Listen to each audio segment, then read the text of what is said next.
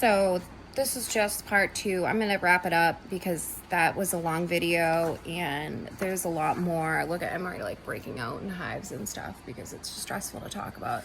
I've like glazed over so many issues. The fact that like they called the Social Security Administration on me, said that I was basically faking my disability.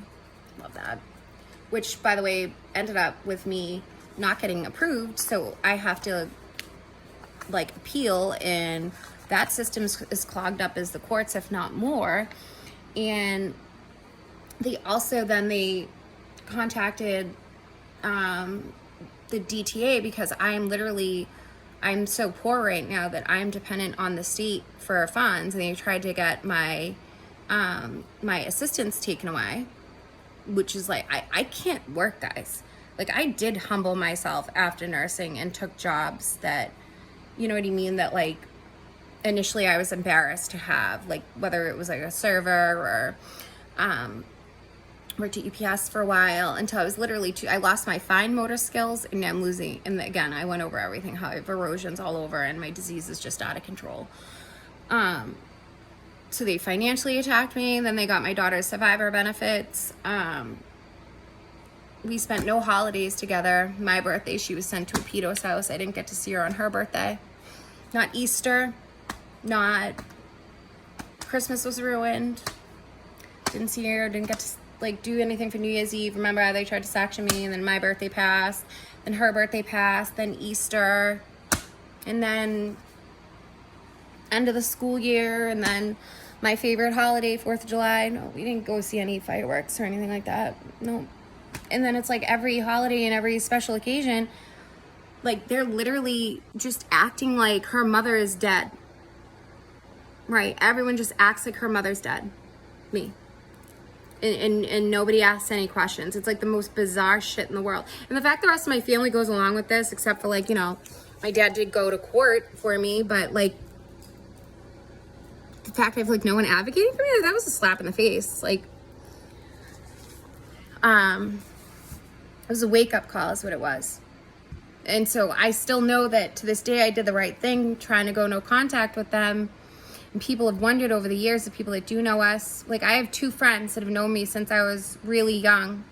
They're the only ones who stuck by me, who called me to ask me what was going on, not assume, tell me what they were hearing, and to stand by me. And they know how things are. They know how things were. They know how many times I've tried to get away from my family, and it's been one thing or another, just an attack on me.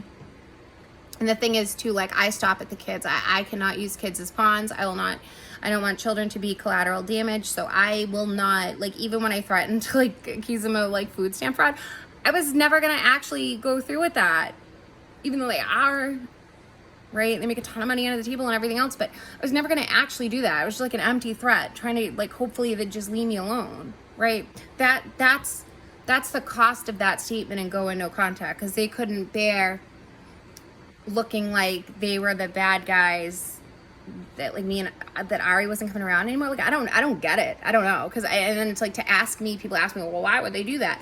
Why should I have to answer for an abuser? Why should I have to say, how can I possibly get in that mind state and explain? There is no rational reason. There's no rationality in this. It's not. There's none. There's none. This is just the sickness. Like, this is a sick family system. It's even my former best friend. Like, sure, the red flags were there. You know what I mean? And I tried to handle it privately and everything else, and look what was done to me. So, long story short, guys, I reached out to the Board of Social Workers and who put out the licensing. And I sent them all my evidence and explained what these social workers were doing and what they didn't do. And I sent in all my evidence and so forth. So this worker does indeed have an open complaint on her license now. And she could very well lose her license, which she should, as you can see here. Complete number. And it just goes on to say that Bureau of Health Professions Licensures opened a complaint against the license of Lydia G. LSWA. And I have more stuff to add to that. Like, that's the sad thing. There's more to add because they continue to lie and lie to the court. So, like, I am standing in my truth, and I know that the truth will come out, but the point is the damage is done. And, like, I had to go to court. I had to go to trial for that restraining order thing when I called my family member because they picked up my child, which, by the way, 2 lawyers have told me that was familial kidnapping, which it was. They enticed a child away from their custodian. Familial kidnapping. And I had to continue without a finding with a month of probation because technically I did break the restraining order. But because of the reasoning behind it, that's why it was only a month and it was administrative probation. But, like, guys, I'm disabled. I'm just trying to live in peace and get as healthy as I can. You know, like, I've lost 40 pounds. I can't eat. Thank God I have like a newer friend that I've just met in the last couple of years who's, you know, been by my side and will go do food shopping with me and run errands with me because I can't do them alone some days. And I'm very thankful for her. But this has been horrific. And where it's gonna get worse, and we're coming up on the holidays again. And now my child's school system has been changed. Like, literally so much has been changed now that it's like, either way, she's going to be traumatized regardless what happens. I'm already there, right? Like, I'm already there. No amount of money in the world could give me back the time with my child. They've literally done irreparable damage. And since I don't know what they're thinking, but like the state, finally, one aspect of the state is doing something about it. And the fact that the federal government had to get involved for them to actually even admit that they didn't have jurisdiction and stuff like that. Like, it's crazy. It's crazy. The fact that they opened the case because they said mental instability, but ignored my doctors. Like, you will not see, they ignored my clean drug screens. They didn't put my clean drug screens in the report, right? They said that Valium's an addictive substance. So people are on all kinds of medications. This doesn't make them an abusive parent or whatever else. I wasn't abusing my medications. My levels were drawn multiple times. They ignored that. They left that out of the investigation to support their findings because these family members wouldn't stop calling. And instead of hitting back to them saying, like, okay, enough, like, we don't have the evidence, you guys need to stop. No, they went along with it. So now it's to the point where the family member who literally was told the rest of my family, right, told my parents that they weren't going forward with the charges, the breaking the restraining order charges, that the state was doing it and they had nothing to do with it and blah, blah, blah, blah, blah. And then they go in on trial day and say that they are going forward and they're doing this to show the little kids in the family to do what's right. Can you believe that? So then she's trying to get me arrested, put in jail, punished, to live in fear, right? Because then if I'm on probation and she makes a call to the police, think about it. Like, if I was a guy, I'd be locked up.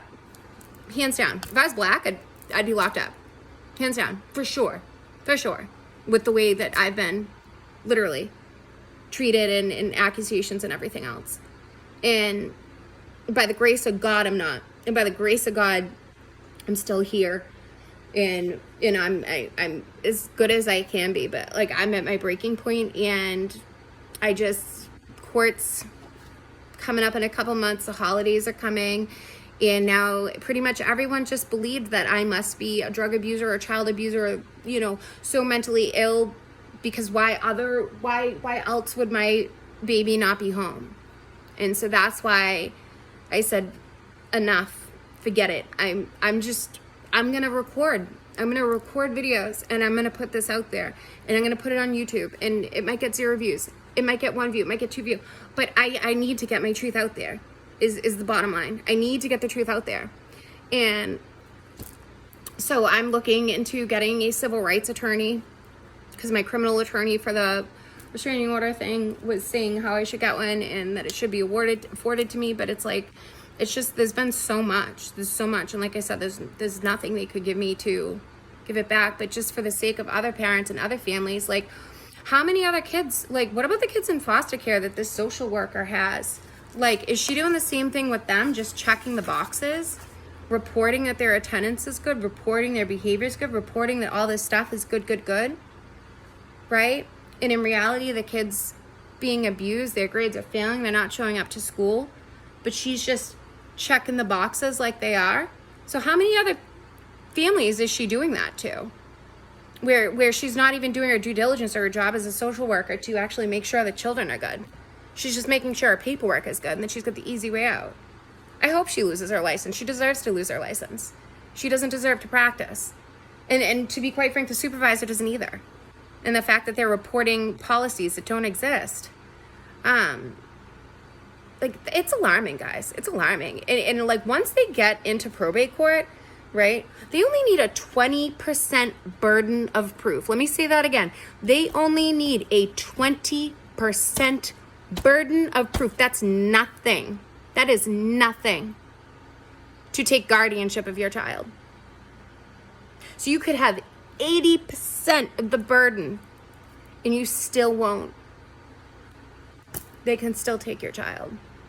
And single parents, poor parents, disabled parents, this is who they come after. This is who they target. And it's sick. It's really, really sick.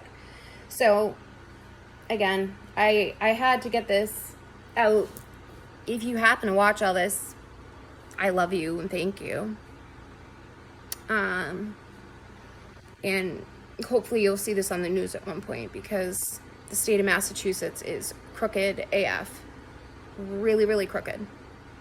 And I can't wait till these people are out of my life permanently, until my child's home. We can start doing some like severe trauma therapy, but she's basically been conditioned to ignore like sexual harassment by grown men because another grown ass man sexually harassed her, and that was okay. Again, DCF, no problem. No problem. It's okay they didn't call the cops. It's okay. I'm like literally sick to my stomach every day at night, wondering like what's gonna happen to my kid. What is she doing? Where does she go? She's allowed to do like whatever she wants now. You treat her like an adult. And her 6'5" dad isn't alive anymore to beat up any creepy guys. So yeah, I don't know. If you've gotten this far, just pray for us. Pray for us. If you pray, could use a prayer too. And I'm gonna continue to try to just keep my head up and keep moving, because I know they want me dead. They wanted me to kill myself. They wanted me to die. They wanted me to do something stupid where I get locked up or whatever else. They knew I wouldn't last in jail with the medical stuff I have going on. I was getting like vasculitis so bad last year. My blood pressure was going up to 175 over 95. I'm usually 90 over 60. It was like double. Okay. So I will not give them that. I will not give them that. So yeah, just pray for me, guys. And as I get more evidence inside, I mean, I have tons of like evidence for days. For days. They know that action plan's unethical, like, just done. So again, if you got this far, thank you. And I'm gonna let it go here, and who knows, maybe I'll post again. Maybe I'll make this a regular thing, and I'll probably get the cops called on me for posting this, but at the end of the day, I didn't use any names. And yeah, so if the shoe fits, wear it. Like, I don't know. By the way, so this is another reason why we need laws protecting parents in this state. We need actual state laws that make it illegal and punishable with jail or a high fine when people make frivolous reports to the courts, to the police, but especially to DCF. There is no law on the books making it illegal to report, to make frivolous reports, not false reports. That's not like, oh, I heard my neighbor screaming at their kid and you think they're abusing them and you call and it's wrong. No, that's not what I'm talking about. Frivolous. Like, they cause issues and then report false stuff on purpose to ruin the person's life. Using DCF as a weapon, not illegal. So, yeah, guys, wish me luck. And to that former best friend, you need some serious help.